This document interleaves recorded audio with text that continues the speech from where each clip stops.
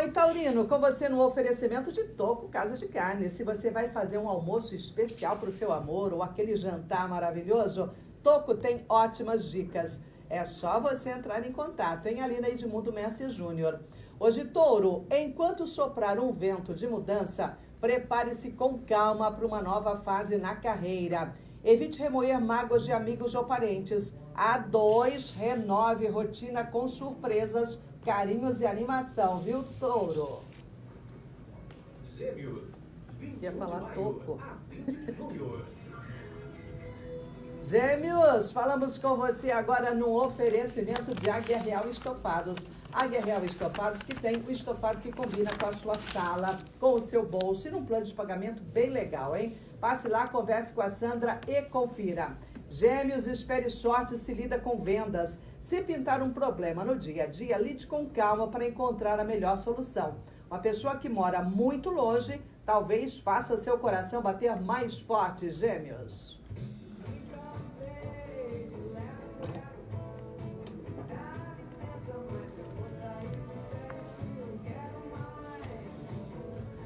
E todos nós queremos mais saúde, né? Por isso, informação é fundamental para a gente viver bem, ter saúde e procurar também quem pode nos ajudar nesse sentido. Então, hoje é terça-feira, o doutor Antônio Caluzata, cirurgião vascular, conosco para tratar de um assunto muito importante, né, doutor? Bom dia. Isso, bom dia a todos, um prazer estar aqui novamente. Lembrando aí que a gente está ao vivo aqui no Instagram e no Face também. Sim. Né? Pode mandar perguntas aqui, dúvidas, a gente vai acompanhando e vai respondendo, né?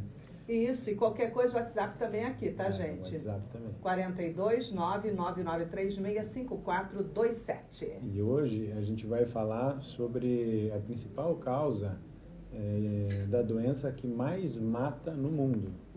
Que são as doenças cardiovasculares. A principal causa das doenças cardiovasculares é a aterosclerose, que é o que a gente vai conversar hoje, o que é, fatores de risco, como prevenir. Então, vamos começar às 9h07, doutor, explicando o que é a aterosclerose. A aterosclerose é uma reação inflamatória crônica da parede interna das artérias do corpo. A gente já conversou sobre isso, né? As artérias são os vasos que levam o sangue em direção aos órgãos. Até agora a gente veio falando de varizes, tudo que são doenças que ocorrem nas veias, que são os vasos que fazem o sentido contrário, trazem o sangue dos órgãos em direção ao coração. Então é uma reação inflamatória crônica na parede interna dos vasos, na camada íntima, que acaba acarretando o acúmulo de gordura, de colesterol, na parede mais interna da artéria, na íntima. E que com a evolução da doença, é uma doença que vai ser de evolução lenta, a longo prazo, esse acúmulo de gordura nessa parede interna da artéria vai acabando acarretando a diminuição do calibre, a estenose, e até chegar à oclusão da passagem de sangue por esse vaso, e aí com as consequências disso. E isso, o tempo varia de pessoa para pessoa? De pessoa para pessoa, né? De acordo com os fatores de risco que a paciente tem para desenvolver a aterosclerose, né? A aterosclerose é uma doença multifatorial, quer dizer, que tem vários aspectos que causam e que acarretam o surgimento da aterosclerose. Esses fatores são somatórios, por isso que é muito importante. Quais são os principais fatores de risco, né? A hipertensão arterial, o colesterol alto, né, as dislipidemias, o tabagismo, o diabetes. Esses são os 4 principais causas. Fora isso tem a hiperhomocisteinemia, obesidade, sedentarismo, álcool, alguns agentes infecciosos, doença pulmonar, uma somatória de outras causas que também podem acarretar. Mas as principais causas é hipertensão, colesterol, diabetes e tabagismo.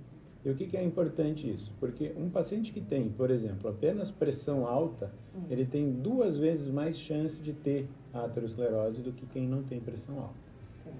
Só que se ele tiver pressão alta e diabetes junto, ou pressão alta e colesterol junto, ou pressão alta e tabagismo, ou tabagismo e diabetes, essa chance já vai para 8 vezes mais do que um paciente que não tem. Nossa, é muito, hein?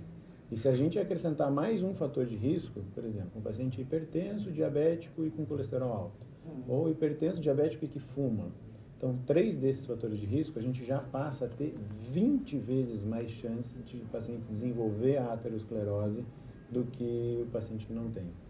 Então, é uma doença potencialmente grave, que normalmente ela é silenciosa, né, falando nos sintomas, ela é silenciosa, então ela não dá sintomas enquanto ela está evoluindo. Ela vai acarretar sintomas quando ela já está em estágios mais avançados e que vai diminuir o fluxo de sangue, diminuir a passagem de sangue até o órgão-alvo, digamos assim, para onde esse vaso deveria levar. Então é só você imagine que você tem em casa uma tubulação de água e que a sujeira vai se acumulando nesse cano e enquanto não está totalmente obstruído, você está lavando a sua mão, está abrindo a torneira, está saindo água. O que vai acarretar é quando acaba de entupir ou entope uma quantidade suficiente de que para de sair água na torneira, digamos assim.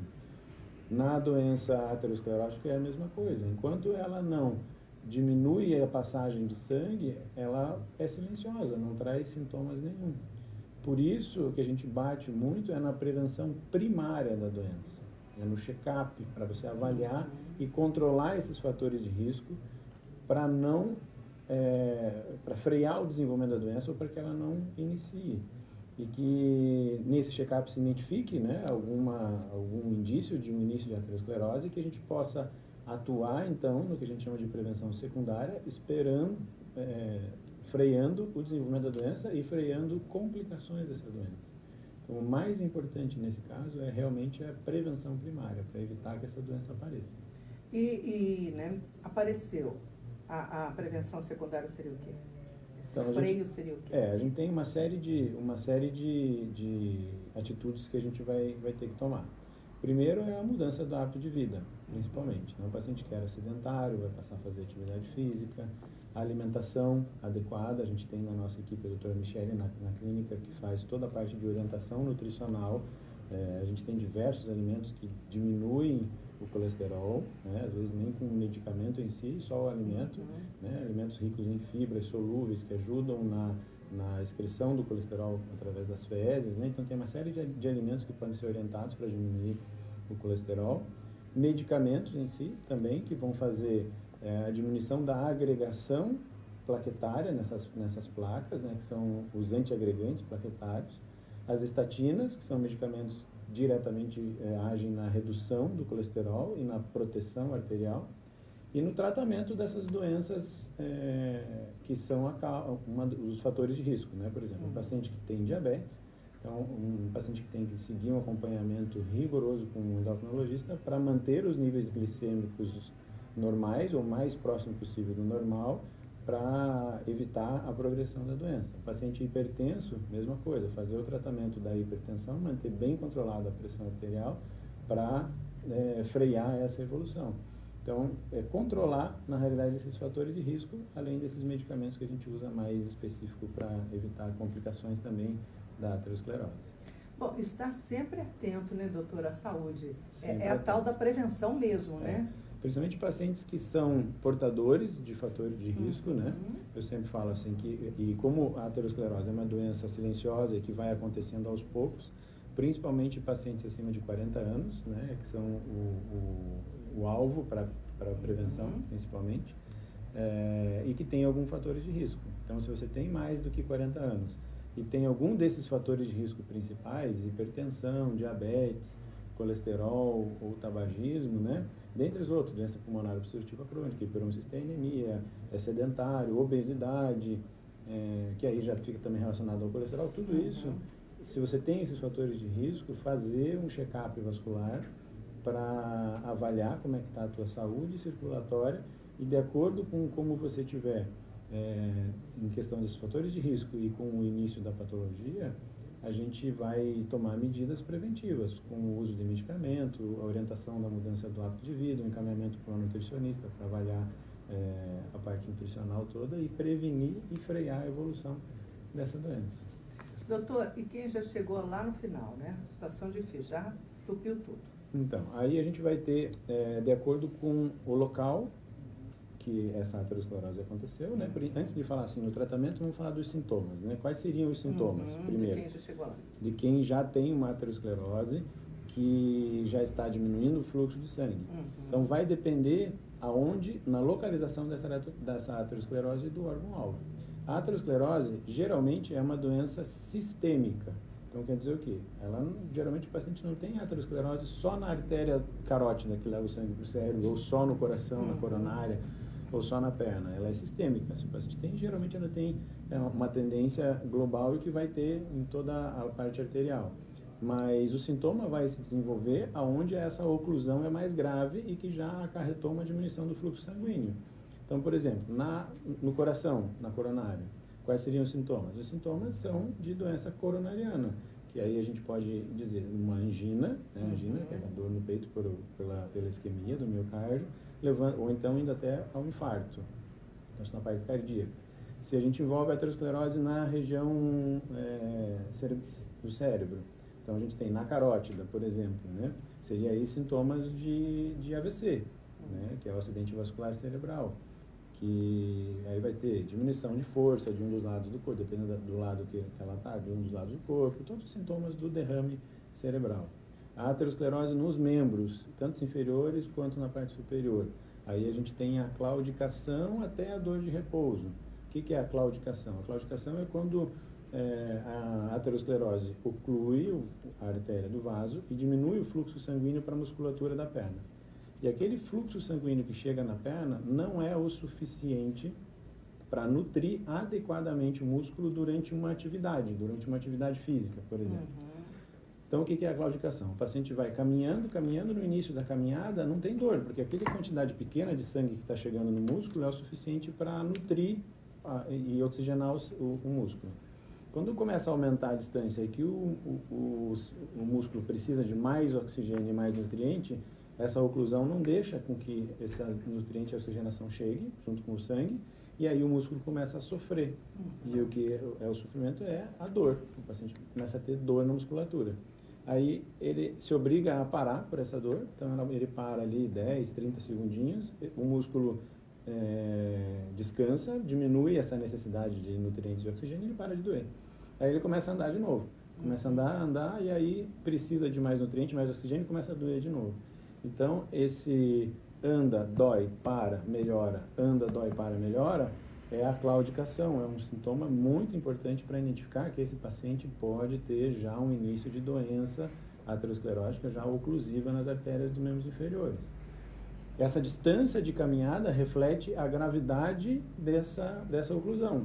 Então, a gente tem acompanhando pacientes assim que já relatam, eu andava antes 1 quilômetro até que tivesse dor. Ou não, no plano eu não sentia dor na perna. Mas quando eu ia subir uma ladeira, que aí exige mais da musculatura, eu tinha dor na perna. Então começa assim. E aí o paciente não procura um tratamento, não procura, isso vai progredindo. Então ele passa a ter dor no plano a 500 metros, por exemplo. Então ele teria que caminhar 500 metros, a distância de claudicação dele seria 500 metros até que inicie a dor. E aí ele não trata, isso vai evoluindo. E essa distância, à medida que vai aumentando a oclusão, que vai diminuindo a chegada de sangue, essa distância vai diminuindo cada vez mais. E aí ele tem lá, agora eu caminho 100 metros e já tenho que parar para descansar, para depois voltar a caminhar 50 metros. Isso vai piorando cada vez mais até que atinge o que a gente chama de dor de repouso. A dor de repouso é quando o paciente tem dor na perna, né, isquêmica, mesmo sem caminhar, sem atividade. Então quer dizer que está chegando tão pouco sangue na perna que não é capaz de nutrir adequadamente o músculo, mesmo ele em repouso. A gente chama isso de dor de repouso. E aí acaba evoluindo para um passo além disso, que já começam as necroses, né? O tecido morrer. Chega tão pouco sangue que, além de doer, não é capaz de manter o tecido vivo. E aí começa a aparecer aquelas necroses, né? Na pele, e na musculatura, e na inervação, alteração da inervação, né? Porque nos tecidos a gente tem diversas, digamos assim, sensibilidades à isquemia.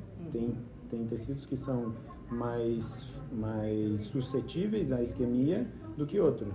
A gente começa assim, o tecido nervoso, a inervação é o tecido mais frágil e mais dependente do sangue, entre aspas. É o primeiro que sofre quando tem uma oclusão arterial ou para de chegar sangue.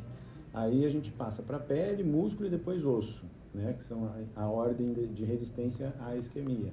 Então, dependendo do quanto essa isquemia é grave e do quanto tempo ficou em isquemia, a gente vai aumentando a lesão nesses tecidos, no tecido neurológico, no tecido da pele, muscular, e até chegar no osso, e até chegar à perda do membro.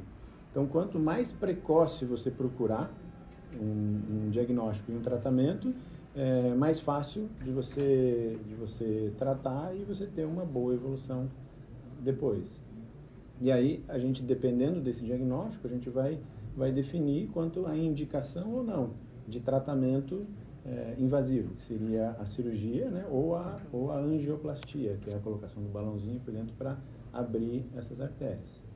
Então, por exemplo, vamos falar do que é a minha área, né? A parte cardíaca vamos deixar para o cardiologista, né? Mas as indicações para tratamento de aterosclerose nos membros inferiores, por exemplo. A gente tem para intervenção, né? Para fazer a cirurgia ou a angioplastia, as 3 principais indicações, que é a dor de repouso. Então, quando o paciente tem dor, mesmo sem caminhar, aí ele já tem indicação de... E essa dor é tipo uma dor queimada? Como é que é? É uma dor, é uma dor isquêmica, é uma dor realmente muscular, uma das piores dores que existem, é uma dor bem lancinante, que geralmente o paciente não consegue dormir quanto a isso. O paciente que tem a dor em repouso, uma das características bem interessantes é que a gente sempre pergunta no paciente, que é quando ele demora para procurar, os pacientes geralmente dormem com a perna pendurada para fora da cama. Porque quando a gravidade ajuda, um pouco que a gravidade ajude do sangue chegar na perna já alivia. Então, esse paciente que tem dor de repouso, geralmente ele não consegue dormir com as 2 pernas em cima da cama, porque ele vai anular a ação da gravidade em levar o sangue até a perna. Então, geralmente, esses pacientes dormem sentado ou dormem com a perna pendurada para fora da cama para melhorar essa dor. É uma dor, como eu falei, que piora com o andar, né, porque vai estimular a musculatura vai precisar de oxigênio e nutrientes. Não tem relação além dessa relação da posição com a gravidade, ela não é provocada por movimento, entendeu? Então, essas características da dor são bem importantes para a gente fazer um diagnóstico, né? Então, o paciente fala assim que é uma dor contínua, geralmente uma dor muscular, porque, como a gente falou, que é um dos tecidos que primeiro sofre, né? Geralmente, esse paciente já tem uma alteração da sensibilidade, porque a inervação, como a gente falou, é o mais sensível. Então, o paciente geralmente já tem uma alteração tátil, você não sente, ou tem parestesia, que a gente chama, que sente aquele formigamento, ou sente pinicar quando toca. Então, esse é o primeiro sintoma, por conta da sensibilidade do tecido neurológico. Aí a musculatura que sofre, então essa dor geralmente é na musculatura. Ela não altera e não movimenta com o movimento, como se fosse uma dor articular, por exemplo. O paciente, não, se eu estou parado não dói, mas se eu mexo dói a articulação. Você já sabe que isso é uma dor provavelmente mais articular. Então, essa é uma dor que não muda com o movimento, né? E é um paciente que a gente tem que, então, nesse caso, tem indicação de fazer cirurgia. Essa cirurgia seria ou uma ponte de safena, dependendo de cada caso, uma angioplastia, ou uma endarterectomia, que é a retirada dessa placa. Isso vai depender, a gente vai avaliar de caso a caso. Antes da dor de repouso, o paciente que tem claudicação limitante, que é essa dor que eu estava explicando, mas que chega a limitar a vida dele. Então, o paciente, por exemplo, isso varia muito de profissão e de paciente para paciente. Então, se o paciente tem uma profissão como um carteiro, tem que caminhar o dia todo, e ele acaba tendo uma claudicação para 200, 300 metros, esse paciente tem indicação de tratamento cirúrgico, para a gente devolver a ele a vida rotineira dele, né? Ao contrário, um senhorzinho de 80 anos que só anda dentro de casa, mas ele tem uma claudicação para 300 metros, é um paciente que a gente não vai indicar tratamento cirúrgico. A gente vai indicar tratamento clínico para aumentar essa distância de caminhada, atividade física, para ajudar nessa melhora dessa dor. Então, essa indicação vai variar até de paciente para paciente, né? E uma terceira indicação, que são as 3 principais indicações de cirurgia, é úlcera, que não cicatriza, né, ferida, ou necrose, que não, né, necrose já instalada. Isso são as 3 indicações para intervenção cirúrgica nos pacientes com aterosclerose, nos membros inferiores, as principais, né? Antes desses estágios, aí a gente vai passar para a prevenção secundária para evitar dessa evolução, para que não venha a precisar de cirurgia, né? Então, como a gente conversou, se um paciente tem lá, começa com uma claudicação só em subidas, e aí vai procurar e a gente observa que tem uma placa de aterosclerose que está lá ocluindo 50%, 60% da artéria dele. Nesse paciente, a gente tem que intervir de maneira com medicamentos, né, que são antiagregantes plaquetários, para evitar a agregação plaquetária nessas placas, medicamentos que são as estatinas, para diminuir o colesterol, e também as estatinas têm um fator protetor arterial, que diminui a reação inflamatória, diminui o acúmulo de gordura e diminui o aumento dessas placas, né? A atividade física nesse paciente, então a tendência às vezes, isso é importante a gente comentar, né? O paciente começa a ter isso, ele acha que então ele tem que parar de fazer para não ter dor, ao contrário. O paciente que tem claudicação, o principal tratamento que a gente usa são as caminhadas programadas. O que é a caminhada programada? É o paciente que vai provocar a claudicação. Certo. Ele vai caminhar até o ponto de não aguentar mais de dor, geralmente aparece mais na panturrilha, né, essa claudicação, até não aguentar mais de dor. Aí ele para, descansa um pouquinho e volta a caminhar. Caminha, até não provoca essa dor.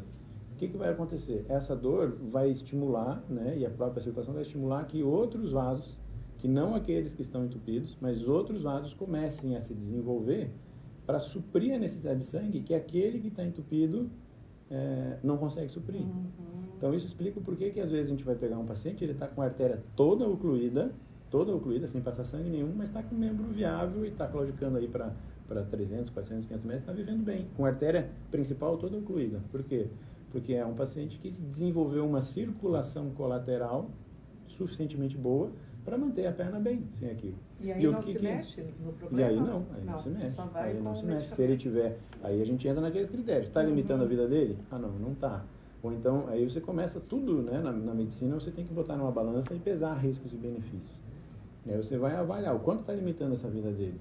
O quanto tecnicamente é difícil o tratamento dele, a cirurgia não. É uma oclusão longa, toda complicada, que vai ter que fazer um enxerto, um bypass longo, cuja a cirurgia é de alto risco de oclusão, ou não, ou é uma estenose, uma oclusão bem segmentar, pequena, que é fácil você entrar com um balão e fazer uma angioplastia e abrir a artéria dele, e a artéria dele volta a passar sangue e ele fica bem. Então tudo isso a gente vai colocar numa balança, ter esse bom senso e indicar ou não de acordo com a gravidade da doença e de acordo com o que essa doença está repercutindo para o paciente. Por isso é muito importante procurar um especialista e que seja da sua confiança para fazer o tratamento adequado baseado nisso, porque não é uma matemática, né? A medicina não é uma matemática. A gente tudo tem que decidir junto com o paciente, conversar, ver exatamente o quanto aquilo está limitando a vida dele, quais são os riscos do procedimento, quais não são. Às vezes a gente opta por um paciente mesmo com uma claudicação muito grave, né? Ou quase chegando numa dor de repouso, mas ele já tem várias doenças concomitantes, coronariopata, e a gente opta só pelo tratamento clínico. Ao contrário, às vezes outro paciente tem uma limitação que às vezes não é tão grande, mas a patologia dele é muito simples de tratar com angioplastia, então você opta por tratar. Então tudo isso vai depender, quando a gente coloca na balança, os riscos e os benefícios do procedimento e do tratamento. Doutor, o senhor falou fugiu agora, já volto ela. É quando a gente tira a safena. Muita gente tem um medo, tirei a safena. E se eu precisar fazer uma safena? Isso é uma pergunta muito frequente. Já tem vários estudos dizendo, né, que, primeiro, a safena é um dos substitutos que a gente pode usar numa ponte de safena. É o mais fácil de utilizar? Sim, é o mais fácil de utilizar. Mas a gente tem outros substitutos que a gente pode usar. Tanto veias do braço, como veias da perna mesmo. Na perna a gente tem duas safenas, tem a safena magra, a safena parva. Tem outras veias que a gente pode usar. Então, tem vários estudos dizendo que não tem sentido você... e a incidência, comparado com a incidência de uma insuficiência de uma varizes, é muito pequena a incidência da doença aterosclerótica comparado com a incidência da varizes. Então, não justifica você manter um paciente sofrendo a vida inteira com uma insuficiência de safena, exposta a riscos de trombose, exposta a risco a piora das varizes, para conservar uma safena, se ele for precisar usar no futuro. Não, isso não se faz.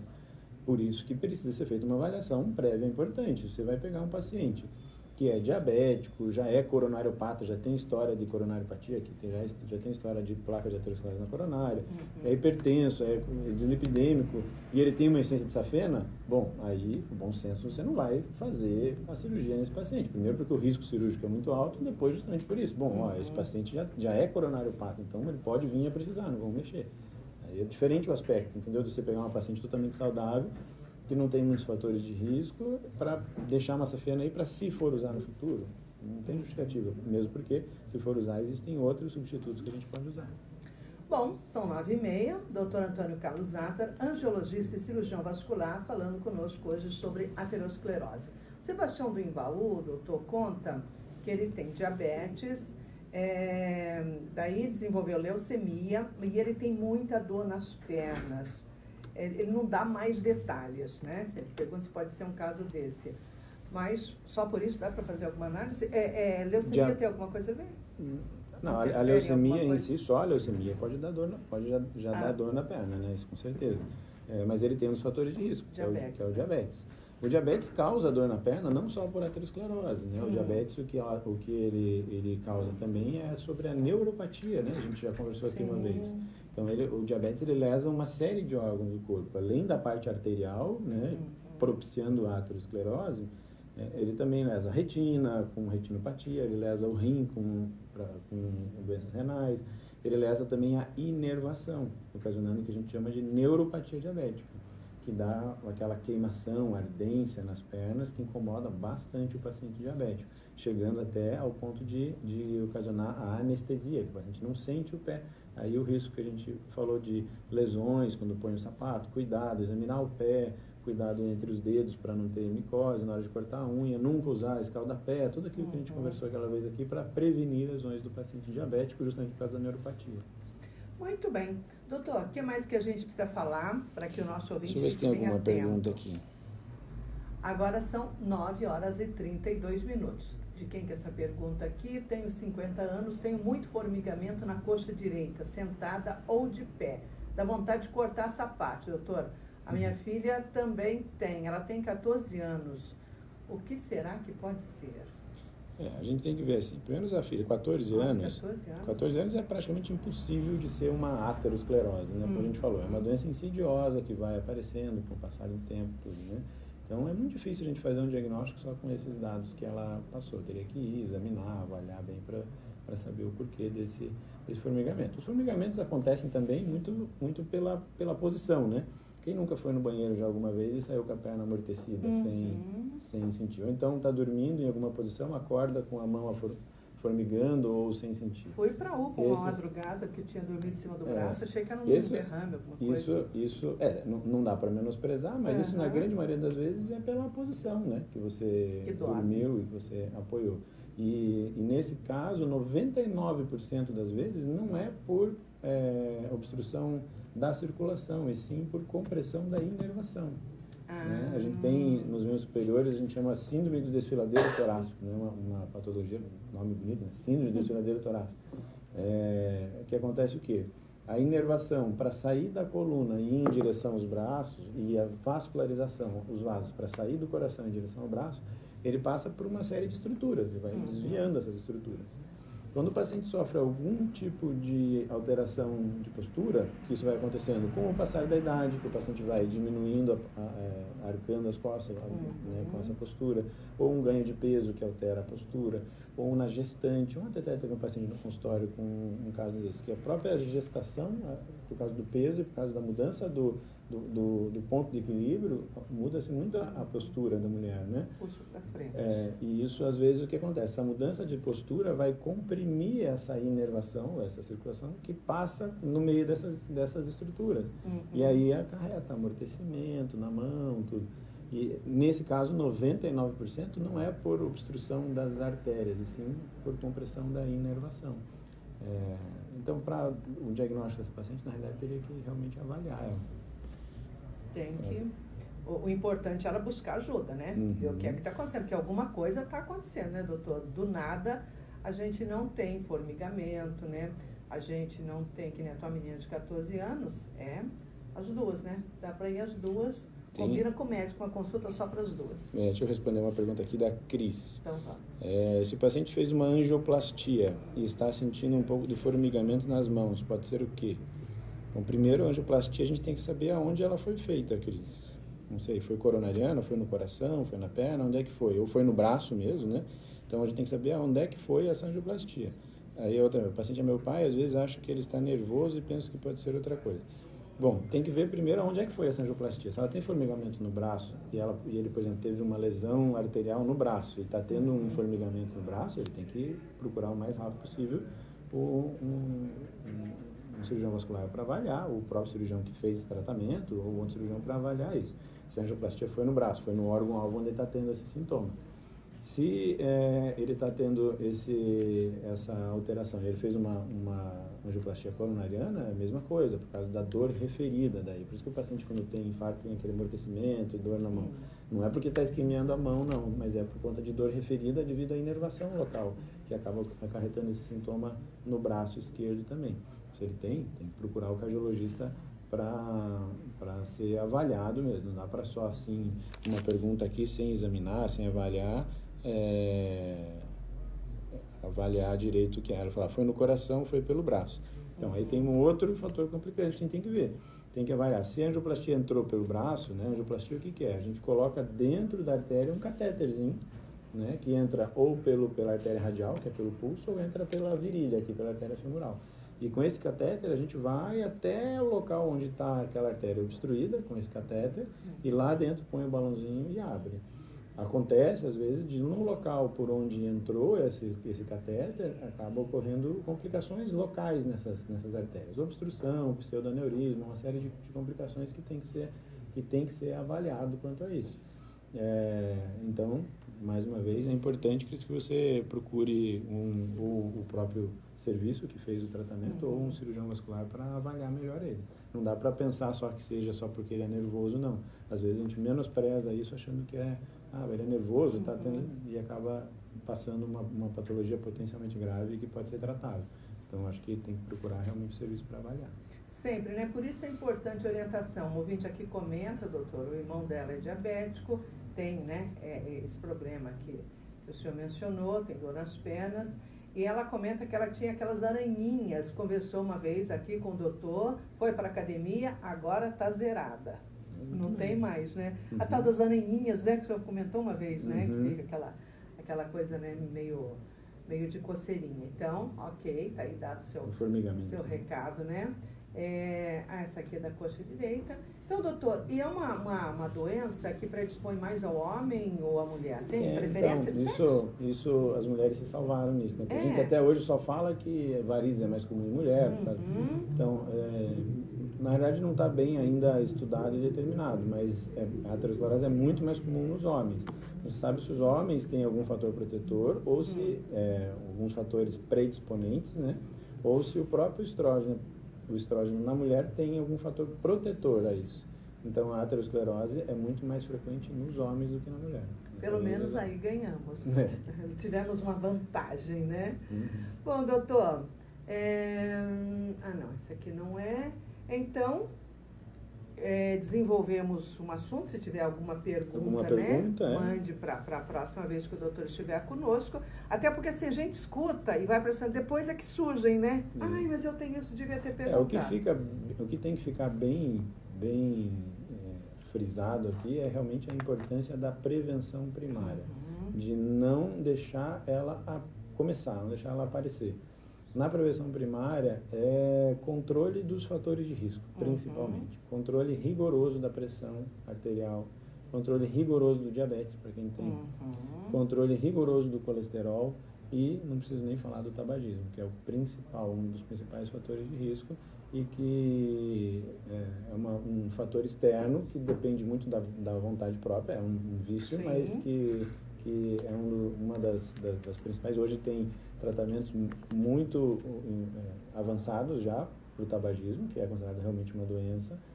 Aqui em Telêmaco tem, pelo Sistema Único de Saúde, tem a doutora Circe, que tem um ambulatório muito legal contra o tabagismo. Funciona muito bem. Funciona muito bem. Então, é uma doença potencialmente tratável e que é um dos principais fatores de risco. Então, se você tem alguma desses fatores de risco, tem mais de 40 anos, ou tem mais de 40 anos, procurar fazer um check-up vascular. Nesse check-up a gente vai fazer toda uma anamnese para identificar esses fatores de risco, pedir exames necessários de acordo com cada caso, para fazer a avaliação detalhada desses fatores de risco e da aterosclerose. A gente tem hoje o ultrassom Doppler, que é um exame totalmente não invasivo, então não traz prejuízo nenhum para o paciente, que tem uma acurácia e uma precisão diagnóstica assim, muito elevada. Para você ter uma ideia, a gente tem hoje a possibilidade, com o ultrassom, de prever se aquela artéria tem mais chance ou não de desenvolver a aterosclerose antes dela aparecer. Antes de começar a formação da placa da aterosclerose, a artéria começa a ficar um pouco mais rígida, menos elástica. Então, no ultrassom Doppler, que a gente tem na clínica, a gente usa um software nesse ultrassom, que ele vai medir a curva da distensibilidade da artéria, identificando naquela artéria, antes de aparecer placa, se ela está ficando mais rígida ou não, de acordo com o batimento cardíaco. Cada vez que o coração bate e que faz aquela injeção de sangue dentro das artérias, ocorre uma onda dentro da artéria que faz com que essa artéria se dilate.